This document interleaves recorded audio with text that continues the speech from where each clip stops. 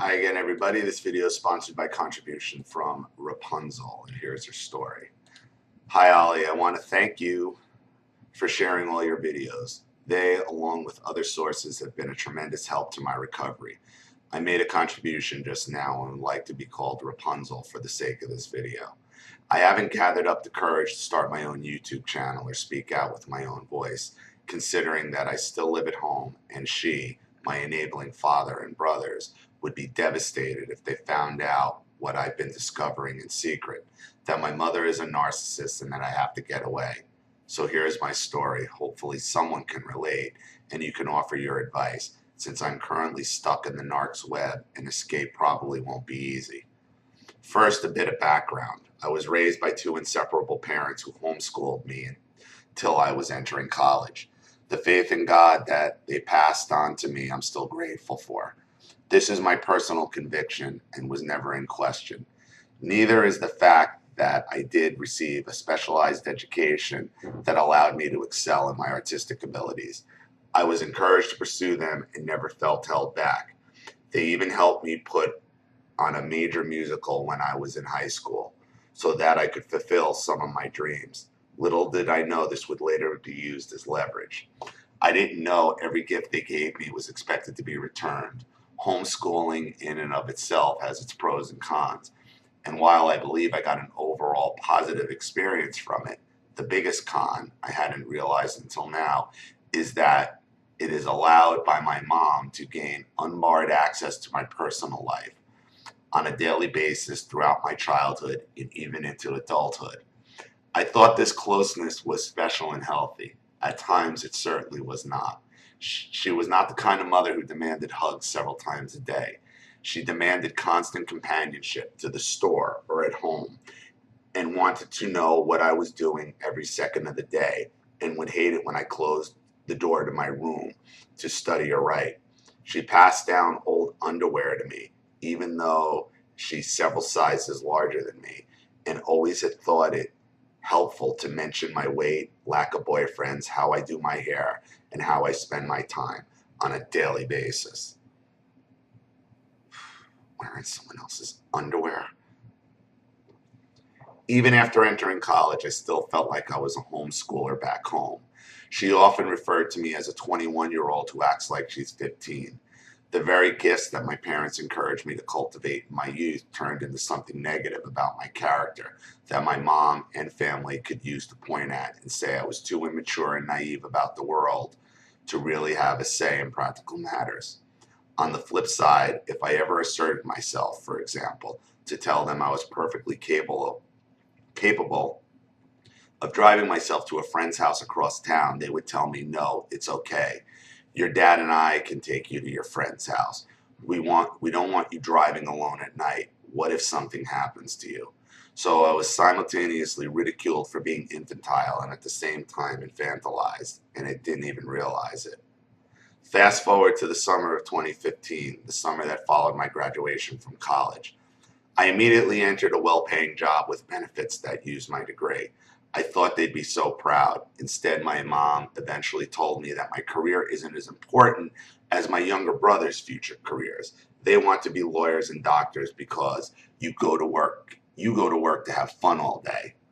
Again, the very talents they encourage in me are used to condescend me. I had no idea this behavior was in any way abusive at the time. We would take walks together a lot that summer.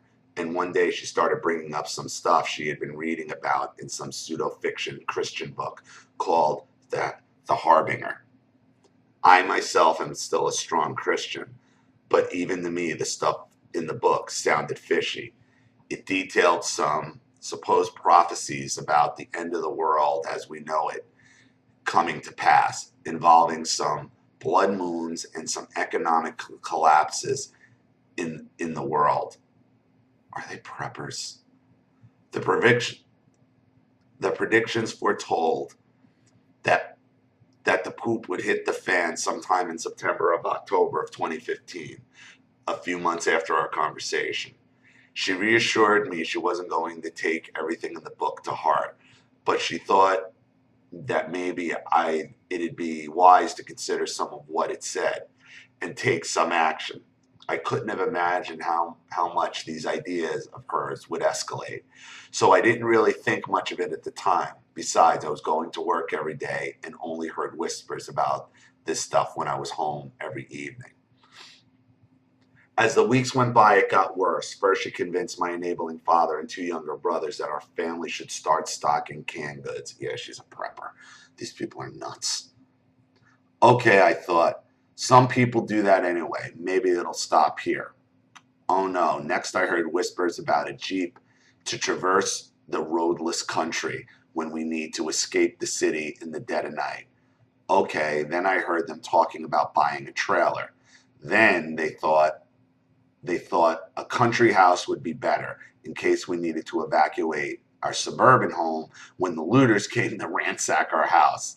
They believed terrorists could fire nuclear weapons at our atmosphere and shut down the internet.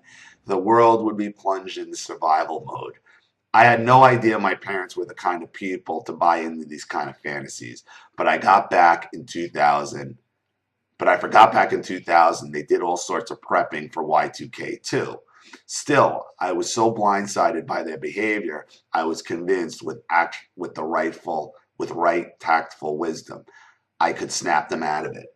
You really shouldn't have been, because everything about your mother's and your parents' family has been about isolationism, has about being isolated and looking for any excuse to be isolated and to keep you isolated from the world.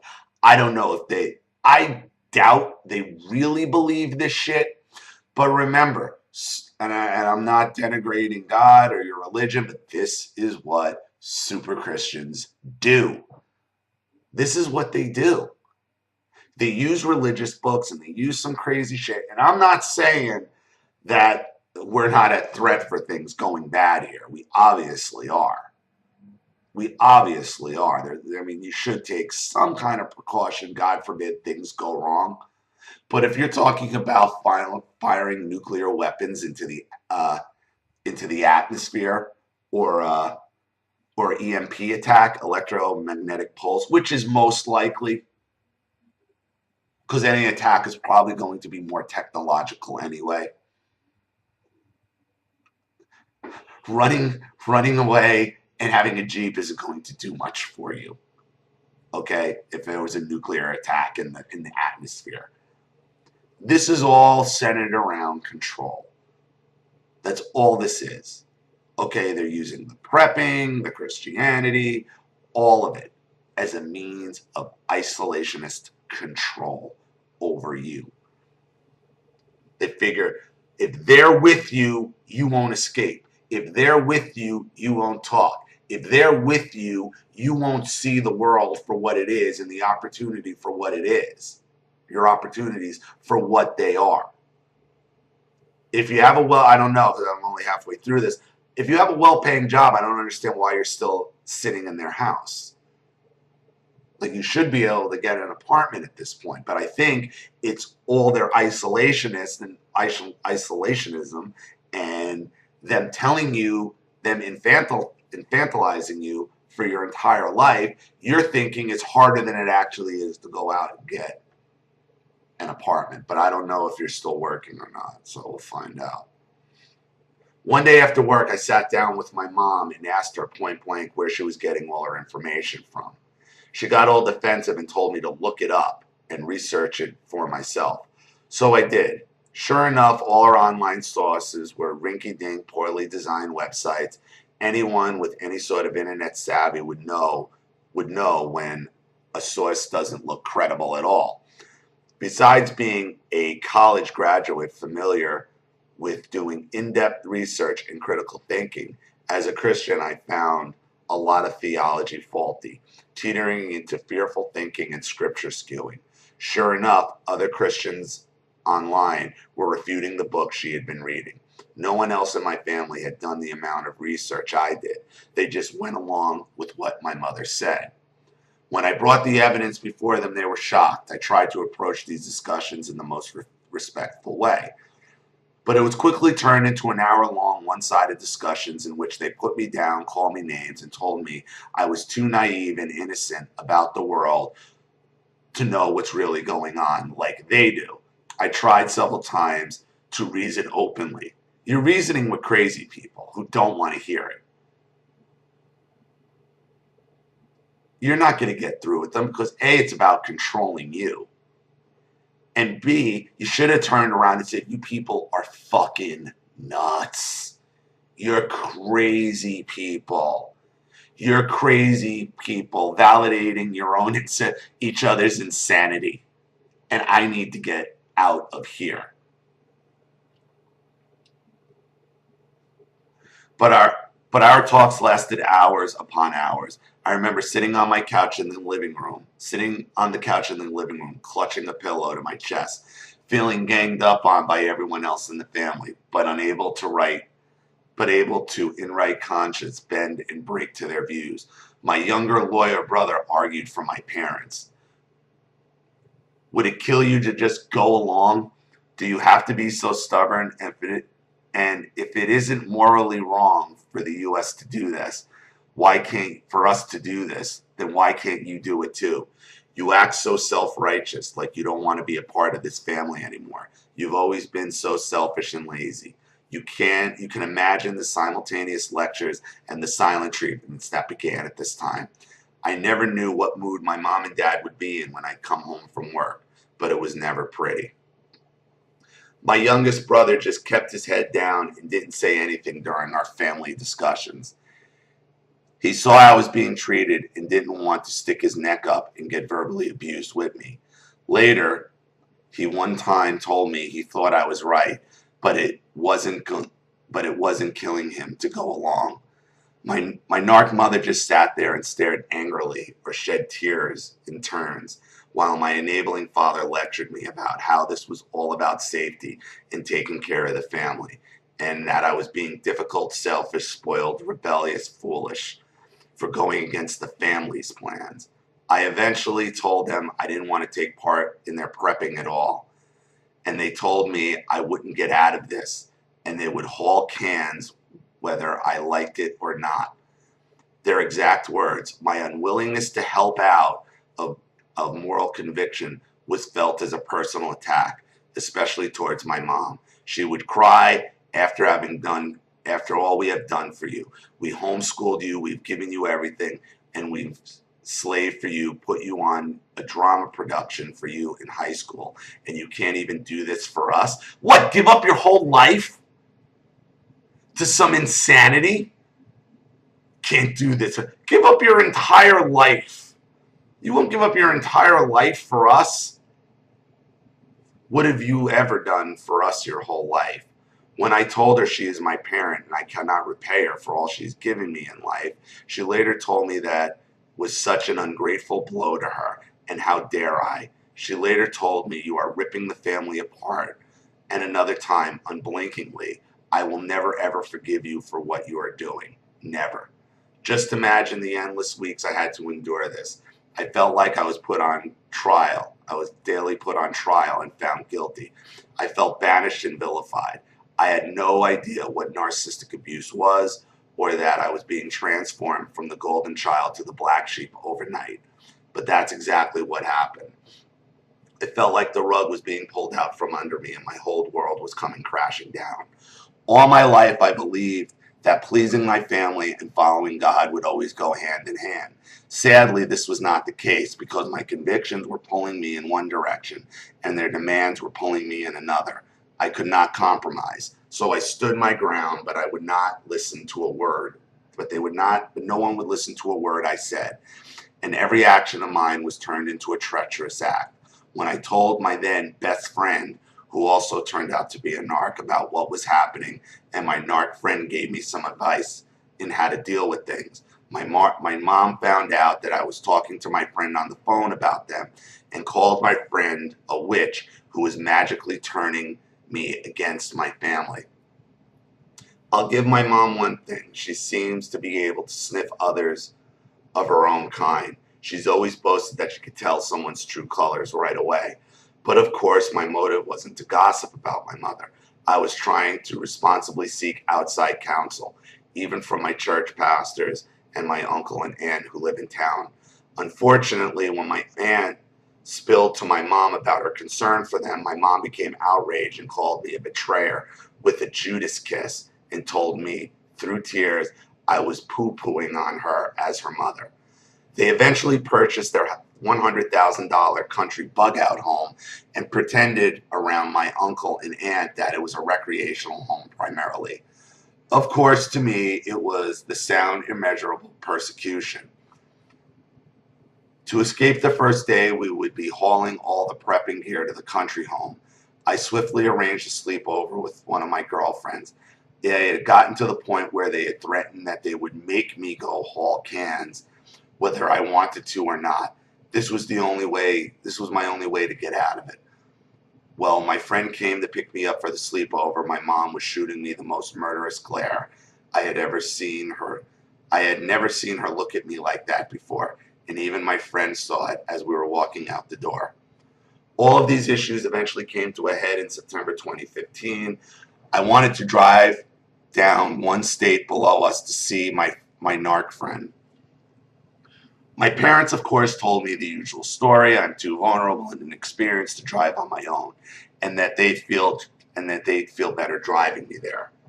My long-distance narc friend was encouraging me to stand up to my parents and come anyway, but I didn't have a car. I was 23, working full-time, and I didn't even own my own car. My two brothers and I shared one. My parents didn't see a need for me to get one, even if I could pay for it. I told them I needed one to get to work, but they didn't want to hear it. They told me it was a bad time and probably saw this as a threat to them, since it was a step towards my independence, so they forbade me from even speaking of it again, telling me you don't need a car, so stop asking. Why are you asking at 23? You should just be getting a car and getting an apartment and leaving, because it doesn't sound like there's much they can do to stop you but bitch and complain.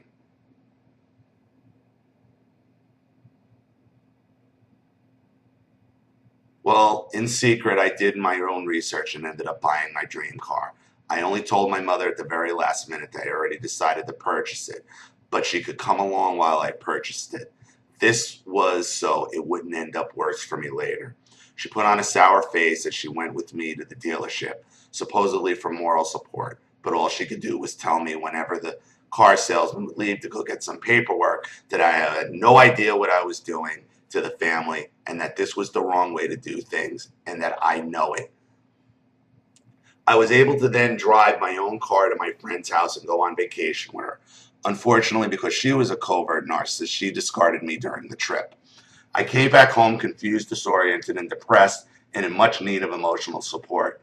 So sadly, I went flying back into my parents' arms while trying to regain some kind of dignity.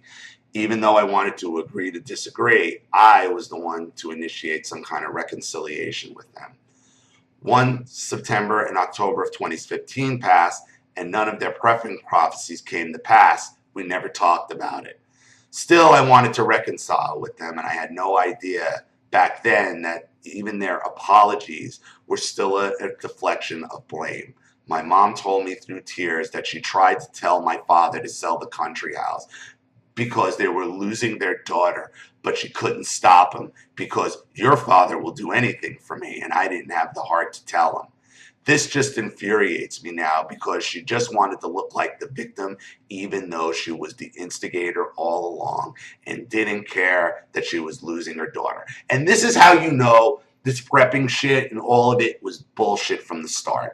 Was bullshit from the start. Okay? Because then it goes right back to typical narc tactics. Oh, it wasn't me. I'm the victim. Bullshit. This was all about control. This was all about control, and it didn't fucking work.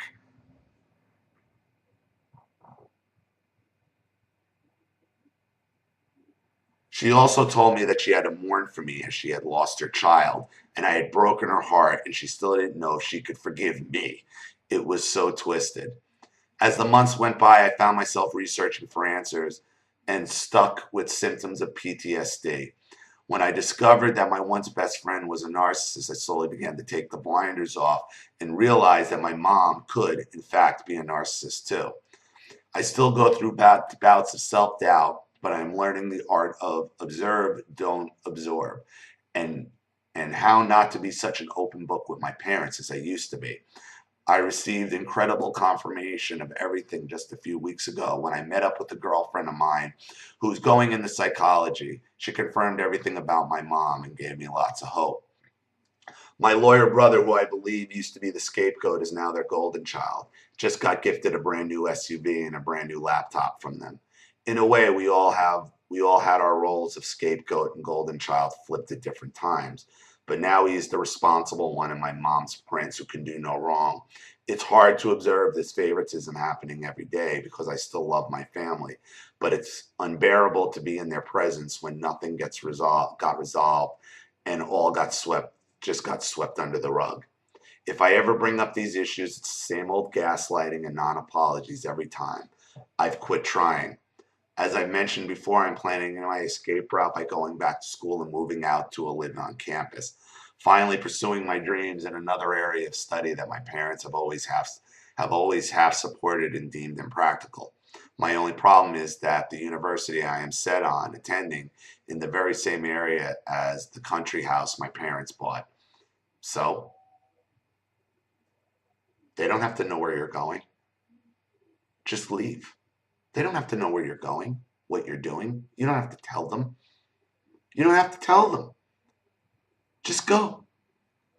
Nice thing about a university campus, if you're paying your own way, they have campus police and campus security. They're not allowed on campus if they have no business being there.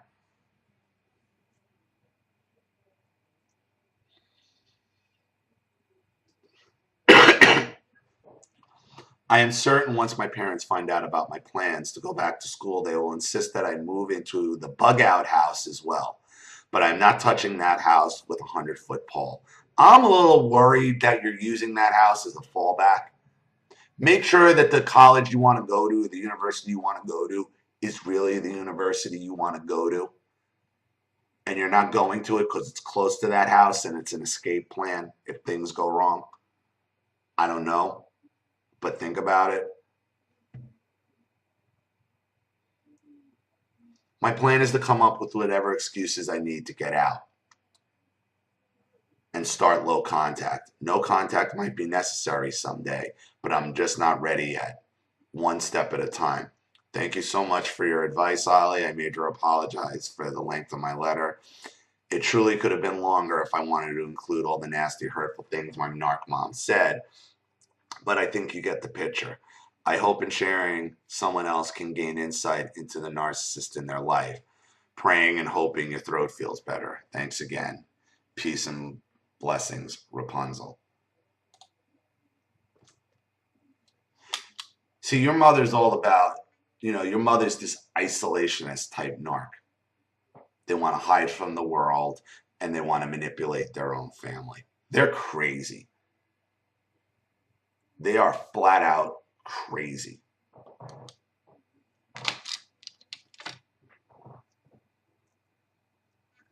And I would tell them, you continue with this prepper shit, I'm going to report you to mental health services. Because this is dangerous. They try to prevent you from leaving, doing anything. You call the police. You're 23 years old. You have a full-time job. I wish you would seriously consider moving out and getting your own apartment, because there's no reason for you to still be living in that house. You can just get up and go and not say anything. You could start with no contact, and I would say stay no contact because these people are never going to change. These people only get worse. Okay? So if they're prepping now, if they were prepping in 2015, I can't imagine what they're going to be like after this election now, with the world what it is. Look at the world and how it currently sits right now. The narcissist uses any excuse to fulfill their plans, to fulfill their prophecies.